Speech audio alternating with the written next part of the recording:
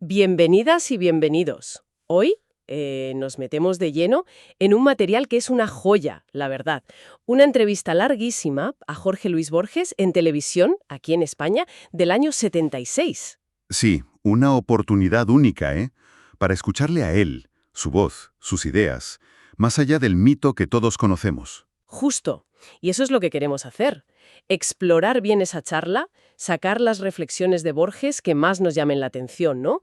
Sobre el arte, su propia vida, lo que leía, lo que no le gustaba tanto. Exacto. Y bueno, entender un poco su manera de ver el mundo. Vamos, que nos espera un viaje a la mente de un creador. Bueno, único. Vamos a ello.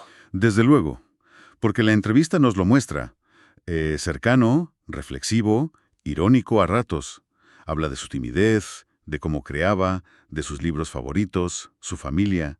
Y sí, también de sus opiniones, algunas polémicas, sobre otros escritores y, bueno, sobre nosotros, los humanos. Hay mucha miga. Pues mira, empecemos por ahí, por esa tensión que se ve entre cómo lo veían desde fuera y cómo se sentía él.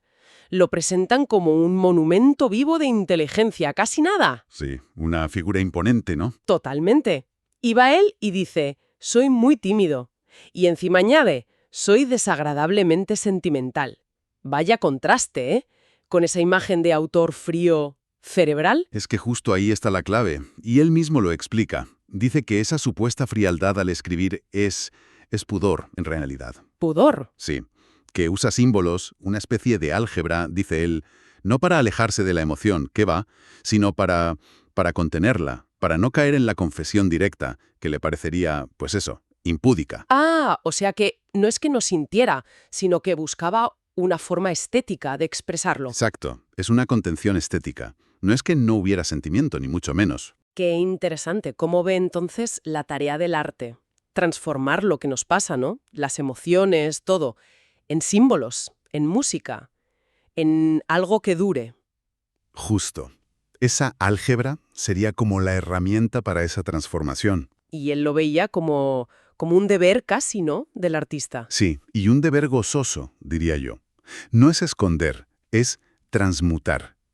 Convertir los sentimientos, como él dice, en algo parecido a las matemáticas. Esa es para él la esencia del arte. Es una forma de respeto, entonces, tanto por la emoción como por el lector, ¿no? Darle algo ya elaborado. Eso es. Una alquimia artística totalmente. Es una idea central en él. Y parece que esa alquimia no tenía horarios, porque insiste mucho en que el poeta, el escritor, está trabajando siempre, incluso durmiendo. Hay una anécdota sobre eso, ¿no? Buenísima. Sí, sí, es genial.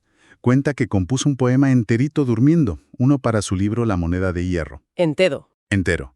Se despertó, lo dictó, claro, ya no veía, y días después, al repasarlo, le pareció bastante decoroso. Pero, y aquí viene lo bueno, A ver. tuvo que corregirle una sola palabra al sueño. Una. El subconsciente se le había colado en un detalle. Madre mía. Es increíble. Él mismo lo compara con Coleridge, ¿no? Con el Kubla Khan soñado. Exacto.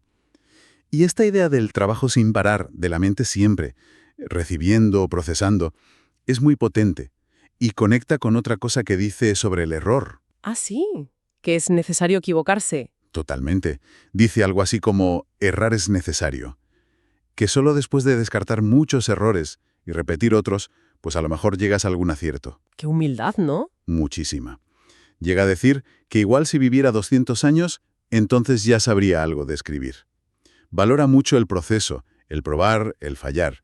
Choca con esa imagen del genio que todo lo hace bien a la primera. Y hablando de proceso de evolución, él como que le quita importancia a su propio cambio, ¿no? Dice que se ve igual que en su primer libro, Fervor de Buenos Aires, de 1923, Sí, es fuerte eso. que ahora tiene más astucias, dice, más oficio, pero que la esencia ya estaba ahí. Que todo lo demás es reescribir ese libro. Bueno, es una forma de hablar, claro. Pero sí reconoce un cambio de estilo importante. Admite que de joven era barroco. Ah, sí. Sí, como muchos novatos, dice. Y lo achaca a la timidez. Usar palabras complicadas para esconder la inseguridad, ¿sabes? Para aparentar que sabes más. Es una confesión curiosa sobre la psicología del estilo, la verdad. Y claro, eso choca con lo que buscó después. La sencillez, ¿cómo la definía él? Pues buscaba usar palabras habituales, las que usamos al hablar, ¿entiendes? Porque cree que son las únicas que de verdad comunican. Claro. Critica mucho eso de usar palabras rebuscadas del diccionario solo para fardar, digamos. Pone el ejemplo de preferir azulado a cosas como azulino o azuloso. Que suenan como muy artificiales, ¿no? Eso, como manchas azules en la página, dice él. Para él, lo barroco es un pecado de vanidad. Pone una barrera entre tú y quien te lee. Ya. Y le gustaba recordar que Cansino Sansens, el crítico este del ultraísmo que Borges conoció de joven, Sí. pues describió su estilo como numismático, como de coleccionista de monedas, ¿sabes? Preciso, cuidadoso con cada palabra, buscando la palabra justa. Esos inicios suyos están muy marcados por la infancia, ¿eh? Creció literalmente rodeado de libros. Sí, en la biblioteca de su padre. Una biblioteca sobre todo de libros ingleses. Su padre, Jorge Guillermo Borges, Exacto. Él abrió ese mundo. Leyó El Quijote muy pequeño, pero en inglés primero. Y dice que al principio le pareció una novela de caballerías más, sin pillar la ironía. anda. Devoró a Wells, Kipling, Stevenson, Las mil y una noches. Se definía como lector hedónico. Leía por placer puro y duro, sin juzgar al principio. Su hermana Nora decía que siempre estaba tirado en el suelo leyendo, ¿no? Eso contaba, ¿sí? Absorto. Esa formación tan personal y disfrutona es clave para entender cómo se relacionaba él con los libros. Y su visión de Cervantes cambió con el tiempo, ¿verdad? Muchísimo. Llegó a pensar que Cervantes sentía más cariño por Don Quijote que por los personajes sensatos, el cura, el barbero. Ah, mira. Sugiere que igual Cervantes no quería solo parodiar los libros de caballerías, sino quizá curarse a sí mismo de lo que le gustaban. ¡Ostras! ¡Qué bueno! Era mal, sino que usaba el lenguaje justo para lo que quería contar. Claro. Y confiesa algo muy personal, que aunque antes admiraba más a Quevedo, con el tiempo sintió a Cervantes como un amigo personal, cercano, mientras que Quevedo se quedó en objeto admirable, pero más lejano. Esa diferencia entre amistad y admiración dice mucho. Muchísimo. Sobre cómo vivía él la lectura. Sus orígenes familiares, eso es otro mundo aparte, fascinante también. Una mezcla muy peculiar. Peculiarísima. Por un lado, linaje criollo con militares importantes, conquistadores como Juan de Garay, el que fundó Buenos Aires, su abuelo Francisco Borges, héroe de guerra. Historia argentina pura. Totalmente. Y por otro lado, la abuela inglesa Fanny Haslam, que le conecta con lo anglosajón, con pastores protestantes. Él decía que llevaba la Biblia en la sangre por ella. Vaya mezcla. Y luego el padre, figura clave, Jorge Borges Haslam, profesor de psicología, poeta, traductor y anarquista individualista, seguidor de Spencer. Anarquista. Sí, sí. Y fue el padre, según Borges, quien le marcó el destino. Le dijo que él tenía que cumplirlo, porque sus propios intentos literarios habían fallado. Qué fuerte. Y de él heredó también la ceguera, la que marcó sus últimas décadas. Y está el accidente aquel de 1938, ¿no? Que casi muere y parece que le cambió algo creativamente. Absolutamente. Una septicemia, tras darse un golpe en la cabeza. Estuvo fatal, con alucinaciones. Uf. Y al recuperarse, tuvo miedo de haber perdido la cabeza, literalmente, de no poder escribir más. Claro. Y para probarse, en vez de escribir una reseña, que era lo habitual, se lanzó a escribir un cuento, algo nuevo para él. Y salió Pierre Menard, autor del Quijote. Ahí es nada.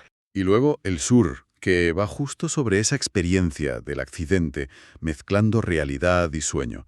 Parece que ese trauma le abrió una puerta creativa nueva, la del Borges cuentista que más conocemos hoy. Es curioso cómo convivía en él esa herencia militar, de héroes, con el pacifismo del padre y su propia visión del ejército como ejercicio honroso. Sí, era complejo. Y las anécdotas que cuenta de la muerte de sus abuelas son tremendas. Ilustran esa reflexión sobre el valor, la muerte, el linaje. ¿Cuáles cuenta? La abuela inglesa, Fanny Haslam, muriendo con una ironía muy británica. Soy una mujer muy vieja muriéndose muy despacio. Eso no puede interesar a nadie. Madre mía. Y la abuela criolla, Leonor Suárez Aedo, la de los militares, pidiendo que la dejaran morir tranquila y soltando un taco en el último suspiro. No me digas. Sí, y el padre interpretó eso como un último acto de valentía, de la estirpe guerrera. Estas historias familiares, contadas así, te muestran cómo la muerte y el coraje fueron temas que él meditó mucho desde muy joven por vivencias muy cercanas. Era un explorador incansable de lenguas, de culturas. Su curiosidad era infinita, parece. Totalmente. Políglota y lector voraz. Aprendió alemán solo, con un diccionario. ¿Para qué? Para leer a Schopenhauer en alemán. Tela. Admiraba el idioma, a poetas como Heine, aunque curiosamente le ponía pegas a Goethe. A Goethe. Sí. El Fausto, sobre todo la segunda parte, le parecía un error, como un museo caótico. Aunque otras cosas sí le gustaban, las elegías humanas, por ejemplo. Y otras literaturas. Habla de la francesa, la inglesa. La francesa la valora por su riqueza. Dice que es casi coral, que es difícil señalar a uno solo como Shakespeare en Inglaterra o Cervantes aquí, aunque sea injusto simplificar así. Nombra a Voltaire, Hugo, Flaubert. Claro, son muchos. Y por puro gusto estudió anglosajón islandés antiguo. Eso le abrió las puertas a las sagas nórdicas, la mitología. Que le apasionaba. Sí, y tuvo un encuentro clave con Walt Whitman, el poeta americano. Le flipaba el experimento de Whitman de hacer una épica democrática, donde el héroe es el mismo y a la vez cada lector. Algo único, decía. Y lo de las lenguas antiguas le llevó a la mitología escandinava. Efectivamente, le encantaba. Decía que Islandia, por estar aislada, guardó la memoria mitológica de toda Germania, que se había perdido en el continente. ¡Qué curioso! Y aquí viene otra de sus opiniones. Bueno, polémicas. Critica a Wagner, Al músico. al músico. Dice que popularizó esos mitos, sí, pero que no los entendió bien. Que los trató de forma muy romántica y muy enfática, que no era el espíritu original de las sagas. Vaya, también tenía opinión para Wagner. Para todo. Y menciona también la poesía oriental, ¿no? ¿Qué le gustaba de ella? Sobre todo la capacidad de síntesis, la sobriedad. Admiraba la poesía china, la japonesa, cómo decían tanto con poquísimo énfasis, sin ponerse patéticos, sin exagerar la emoción. Contención. Eso. Veía ahí una lección para él mismo. Reconocía que él tendía a ser más enfático, quizá por la tradición hispana. Buscaba ese poder de sugerir, de no decirlo todo. Su visión de nuestra propia literatura, la española, también es muy suya, ¿eh? Se sale un poco del canon. Sí, se define como heterodoxo, tal cual. Prefiere la soltura, la naturalidad del principio de la prosa castellana, con Cervantes en la cima, Claro. frente a lo que él ve como una rigidez que vino después. Con Góngora, Quevedo y sobre todo Gracián. A Gracián, figura clave del barroco, del conceptismo, lo detestaba. ¿Detestar? Tanto así. Sí, sí. Lo dice claramente. Lo ve como una caricatura de Quevedo, pero más frío, más mecánico. ¿Y por qué? Critica el juego de palabras constante. Dice que al final el ingenio por el ingenio ahoga la idea. Pone ejemplos como lo bueno si breve dos veces bueno, o lo de milicia contra la malicia. Siente que es un obstáculo. Que la forma se come el fondo. Exacto. Pura pirotecnia verbal, para él, sin sustancia detrás. Un estorbo entre la idea y el lector. Y en cambio, ¿a quién elogiaba de esa época? A Fray Luis de León. Le encantaba su aparente sencillez, su profundidad. Cita de memoria versos de la Oda a la vida retirada. Vivir quiero conmigo, gozar quiero del bien que debo al cielo. Precioso. Encuentra ahí una autenticidad que no ve en Gracián. Y luego está la famosa opinión sobre García Lorca. Uf, sí. Confirma, sin cortarse un pelo, que dijo que le parecía un poeta menor. ¿Y cómo lo justifica? Dice que lo ve como un andaluz profesional, alguien como demasiado consciente de su papel, de los tópicos andaluces, y siente que su poesía, quizá por ser muy visual o musical, no le da el alimento intelectual que él busca. Maya. Deja claro que prefiere a los Machados, a Antonio, claro, pero también a Manuel, que dice que está injustamente olvidado por temas políticos de después de la guerra. Es importante lo que dices, ¿eh? Que son sus opiniones. Él mismo lo recalca. Son sus gustos, sus preferencias. No está sentando cátedra universal. Hay una parte de la entrevista donde habla de unas páginas que llama Fragmentos de un Evangelio apócrifo. Dice que es lo más parecido a un credo personal que ha escrito. Sí, es un momento muy potente. Son como aforismos, ¿sabes? Que le dan la vuelta a ideas éticas, religiosas, tradicionales. Por ejemplo, Pues cuestiona las bienaventuranzas. Dice, desdichado el que llora porque ya tiene el hábito miserable del llanto. Se opone a la idea de que sufrir te haga mejor. No. ya. Dice que nadie tiene toda la razón, o que todos tenemos un poco. Habla de lo importante que es perdonarse a uno mismo, que es tan difícil o más que perdonar a otros. Y ve la suerte, buena o mala, como puro azar, no como un premio o castigo divino. También toca temas como la violencia, la verdad, el olvido, temas potentes. Sí, justifica matar por una causa justa. Pone el ejemplo del soldado, del verdugo que aplica una ley en la que cree. Lo distingue del asesinato por motivos personales. Entiendo. Rechaza totalmente la idea de premios o castigos eternos por lo que hacemos en una vida corta. Dice que es una absurda desproporción. Tiene lógica. Cuestiona eso de tener que decir siempre la verdad. Lo ve como pedantería. Dice, no hay hombre que no haya mentido con razón muchas veces. Bueno, da que pensar. Y considera el olvido como la única venganza y único perdón, aunque admite que olvidar es difícil. Y termina esos fragmentos con una frase muy suya, muy enigmática. La puerta es la que elige, no el hombre. Uf, sí, profundamente borgiana. ¿Te sugiere destino, predestinación? ¿O que el libre albedrío es una ilusión quizá? Como que las circunstancias mandan más que nosotros. Podría ser que las oportunidades, las puertas que se abren o cierran, determinan más nuestro camino que nuestras decisiones. Es una frase que te deja pensando, sobre cuánto control tenemos realmente. En la entrevista también roza el tema político, que siempre es complicado con Borges. Sí, Menciona que heredó del padre el anarquismo individualista de Spencer, que lo ve como un ideal para el futuro. Ojalá algún día merezcamos no tener ningún gobierno. un ideal lejano. Sí, y confiesa que de joven fue comunista, pero lo entendía como un deseo de fraternidad, de pacifismo, no como algo de partido. Ya. Y admite que con los años se fue más a la derecha. Lo achaca a razones puramente biológicas, que es una forma un poco rara de decirlo. Y recuerda su movida con el peronismo, claro. Uf, eso le marcó muchísimo. Cuenta cómo lo echaron de un puestecillo en una biblioteca y le ofrecieron, para humillarlo, ser inspector de aves, conejos y huevos. ¡Qué fuerte! Esa humillación le empujó a dar clases, conferencias, y recuerda que a su madre y a su hermana las detuvieron por manifestarse contra Perón. Claro, esas vivencias pesan. Explican en parte por qué era tan crítico con la democracia, al menos cómo funcionaba en Argentina entonces. La llama un abuso de la estadística, donde la mayoría puede equivocarse o fastidiar a las minorías. ¿Y qué proponía él entonces? Insiste en que no habla como político experto, sino desde la ética. Rechaza gobiernos deshonestos o crueles y pide un gobierno fuerte y justo. Que es una fórmula un poco ambigua, ¿no? Sí, se puede interpretar de muchas maneras. Es importante, como él mismo da a entender, poner esas opiniones en su contexto, su experiencia, la historia argentina de entonces, no juzgarlas fuera de tiempo. Son sus percepciones, no un análisis político como tal. La entrevista nos lo recuerda. Hay que contextualizar siempre. Y ya para ir terminando, no podemos olvidar el papelón de su madre, Leonor Acevedo, clave en su vida y obra, sobre todo cuando él ya no veía. Fundamental, sí. Conforme él perdía la vista, que era algo heredado, ella se convirtió en sus ojos, literalmente.